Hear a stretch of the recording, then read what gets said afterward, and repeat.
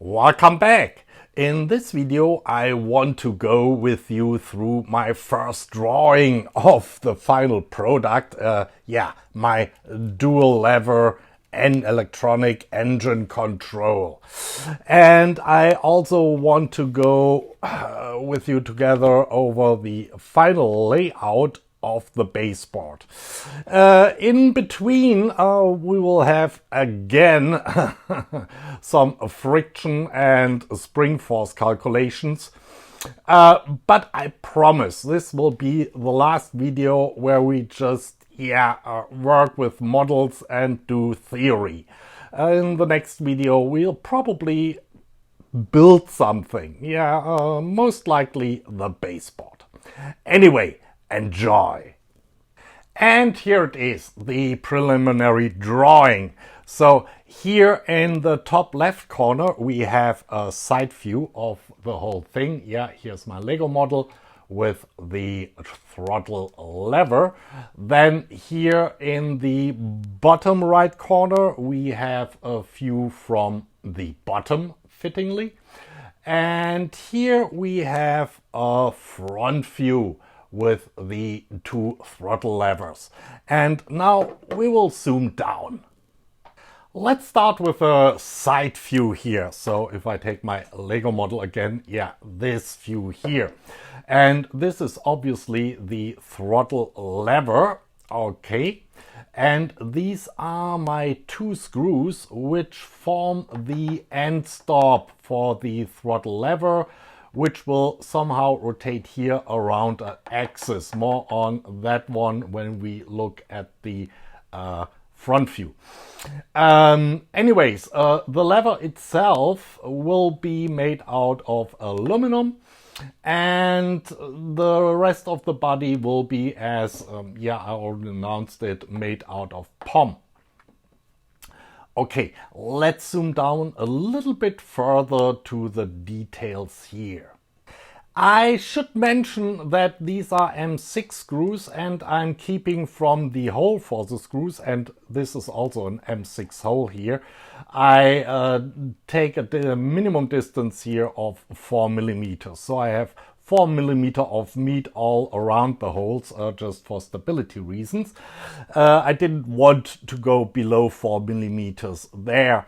But in effect, if I turn my throttle lever to the extreme position, that's not quite 60 degrees. It's only 58, 57 degrees. But you have to die one death, I guess. And otherwise I had to make the whole thing larger, which I didn't want to. So we are here exactly at the side at 100 millimeters as I planned. And this here is obviously the upper body part. So I've shown that in the last video. This just relatively thin side part, card here, link in the description.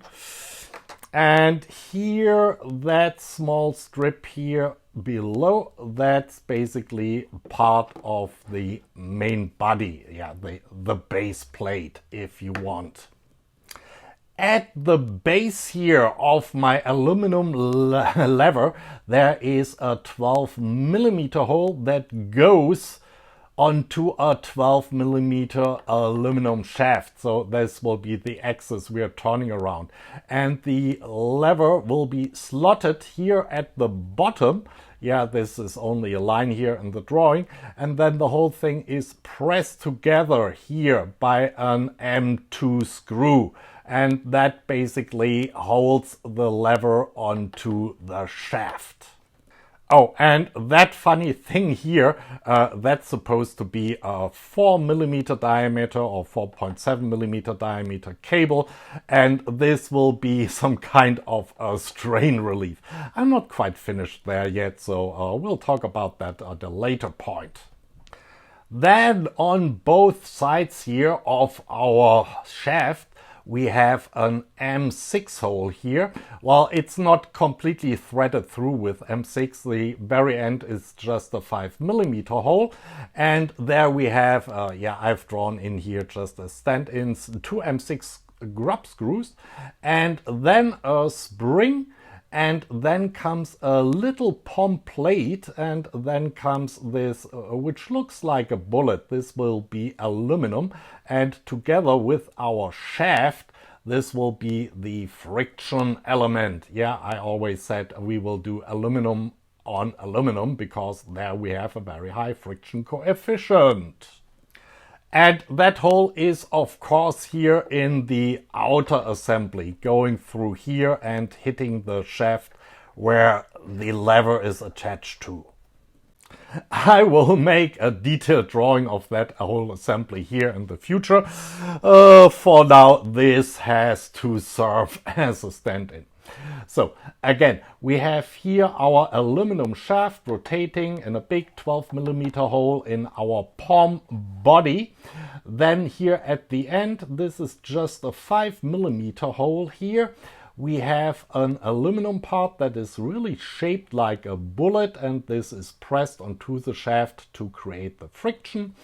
Then, very important, I explain that in a second, we have here at the end of our bullet a little POM plate, probably glued on. Then comes a stainless steel spring. And finally, we have here 1 or 2 grub screws to adjust the spring pressure. Now, I would have taken an aluminum spring if aluminum would be a suitable material to make springs, but it's not. So I went here for a stainless steel spring because there's water getting in here, and remember, only the electronics are IP68. The rest, the mechanics, yeah, water can possibly get in. So yeah, stainless steel, no corrosion, and here aluminum, as long as we take the right aluminum alloy, also no corrosion or almost no corrosion, even in salt water.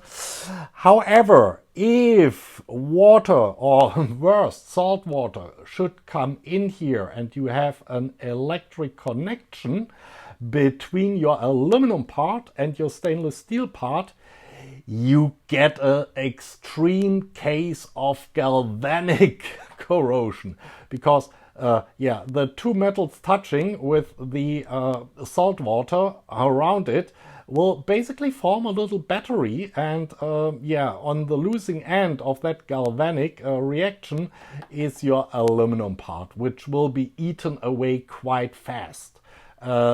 Hours or days, and you see some serious damage. So yeah, some isolation here. But wait, you say, that spring is about 5mm, or it's exactly 5mm in diameter and maybe 15 to 20 millimeters long. And that's not really much bigger than the Lego springs here. Will that generate enough spring pressure? And we are back to some force, torque and friction calculations here. So, according to my drawing, the lever in the final product is about 9 centimeters long. That's the same length that we had here in the Lego model, okay? And in the last video we calculated the minimum torque we have here at the axis, or we measured and then calculated from our measurements the minimum torque here as 0.070 Newton meters. A card here, a link in the description. Now I've calculated here 2 cases, and we've seen the math in the previous video. One for a shaft diameter of 5 millimeters, so 0.05 meters, and one for a diameter of 12 millimeter, which we've seen in the drawing, so 0.06 meters. And if we take the 0.06 meters, which is the equivalent of the radius of our Lego friction wheel here, and we calculate the friction force we need to get to that 0.07 Newton meters, then it's the 0.07 Newton meters divided by 0.006 meters, and that gives us 11.7 Newton. And then we take that friction force and we divide it, yeah, I rounded up here to 12 newtons, by the friction coefficient, the minimum friction coefficient of aluminum, and we get to a normal force or spring force of 11.4 newtons. Of course, for the smaller diameter shaft, I need a little bit more force. So I went with 12 millimeters. And you can get such small stainless steel springs with a maximum spring force of up to 28 newtons. So yeah, compared to our 11.4 newtons, that's more than twice as much. So we're on the safe side here. Let's move on to the bottom view here. Yeah, in my Lego model, that thingy here. And this is really just showing the main body part without the sides here. Oh, sorry. So something like this here, but from the bottom. And yeah, the measurements are in width here, 88 millimeters, and yeah, in length, 100 millimeters. And of course, here in the middle, we have, yeah, the red outline, because I'm not quite sure about the measurements yet. In the middle, we have our hole where the electronics will go in here. At the sides here and here, our Hall effect sensors. And then we have only 2 millimeters of material here, separating them from the magnets, which will be mounted on the shaft somewhere here and here. There will be a groove milled around here in the bottom for a little O-ring, 60 millimeters by 2.62 millimeters. Accordingly, the groove has to be 4 by 2 millimeters, so 4 millimeters wide, 2 millimeters deep. Yeah, there are rules how big the groove has to be for a certain O-ring. Anyways, we have here also our 2 M6 holes that are the holes here in the side of our main body to hold on our assembly with the 2 screws, and that's basically it. But for the strain relief stuff here, and we will have a look at that later, but basically I will mill a groove in here, and the cable will go through there, and there is a plate on top of it, fixed with 2 screws, M2 by 16, and this will press down on the cable, and the cable comes in here and is fixed here and comes out here in our direction, if we look really at the bottom here. Finally, we have the front view, and yeah, I mixed the views here in that drawing. I deviated from the standard, but that was the only way I could fit everything on one page of paper at a 1:1 scale. Anyway, the side view. So here we have our levers, our aluminum levers, which are only 5 millimeters wide. I would have made them even narrower, but then I have a problem getting a screw here into the bottom to press that slot together, which holds the whole lever onto the shaft here. And we'll zoom down at these details in a second. The handles itself will also be made out of POM, some round stock here, and this will be hollowed out, and then I have here 2 short M6 screws that screw in a thread here in the lever arms. Anything else of note here? No. Let's zoom down to the bottom part. I highlighted here the side parts, the detachable side parts, which will be screwed on with 2 screws. That would be these M6 screws here. We already seen them from the side. And the central kind of T-like, inverse T, central body. And of course here the dotted line, that's the hole for our electronics. And then we have here of course some through holes for our two shafts here. And then we need to zoom further down and have a look at that whole shaft assembly. I traced here in blue the outline of the aluminum shaft itself, so diameter 12 millimeters, and yeah, from this end to that end here it's 28.5 millimeters. So that leaves a little air gap here of 0.5 millimeters, just in case. And here, a little black rectangle, that's the magnet that will be recessed into the shaft.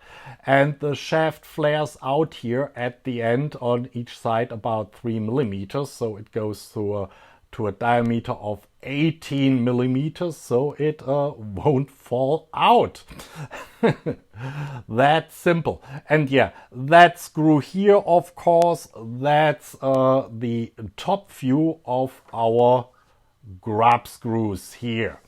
Yeah, pressing the whole spring and aluminum bullet assembly down onto our shaft to create the friction.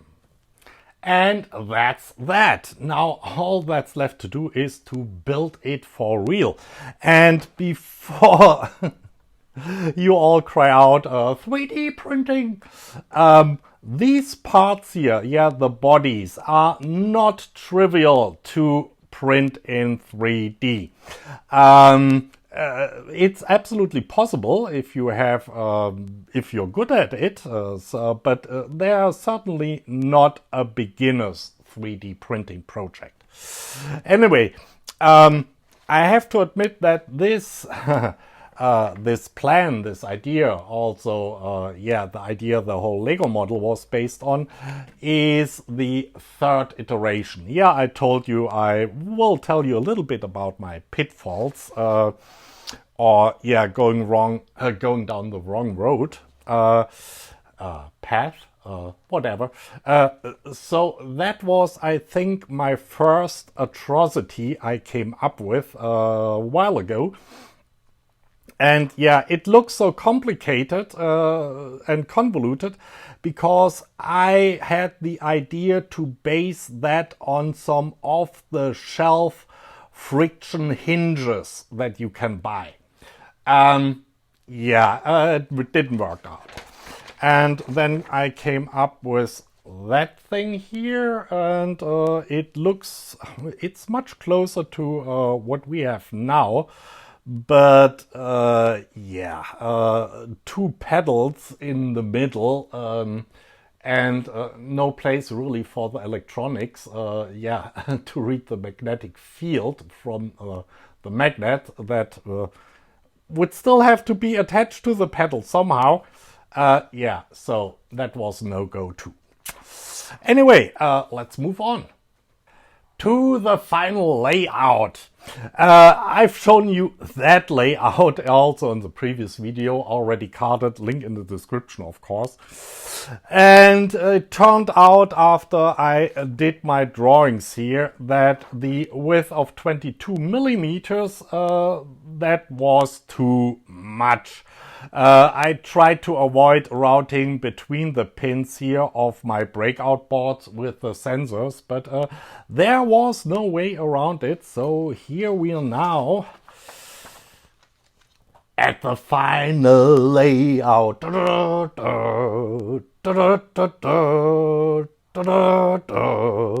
We are routing together. Oh, sorry about that. Anyways, that's now the final layout, and yeah, I decided to route between the pins. Yeah, it shouldn't be a problem. I've done it before, even with my process. So we still have here our breakout boards with their pins, and the width is now down to 18 millimeters, and we are also shorter in length, down to 37 millimeters. Yeah, the compression in that dimension I accomplished by having only a single screw here, a single M3 screw, that will hold the whole board in place in its hole. Yeah, I planned for more screws, but then I had a little think, and yeah, really drilling holes inside here and tapping them is a pain in the behind. So a single screw here just to hold it in place. I mean, it won't have much wiggle room inside the hole. And then, yeah, I mentioned the strain relief for the cable. We do otherwise. Anything of note here? Yeah, you probably don't see, but this is all ground here. There are traces below the outlines here of my breakout ports. Yeah, will be connected to one wire here, jumper 1, and I also have in the background, yeah, on the copper layer, some labels. Which pin is which. I found if you look at a board, a self-made board, after a while, and you don't have such hints somewhere, things might get tricky. Anyways, these are the 4 pins for the cable. So ground here, VCC, and then SDL and SCL for my I2C bus. And that's basically it. And yeah, that's it for today. To build all that stuff, I had to order a lot of tooling and material, and also a new machine. And yeah, depending on how that's coming in, we will either continue in the project itself by making that PCB here and fitting that into our Lego model. It should fit in here quite snugly, I think. Or there will be, not in the video series about that project, but in general mailback videos or yeah, unboxing videos. Oh, we will see about that. Till next time, bye.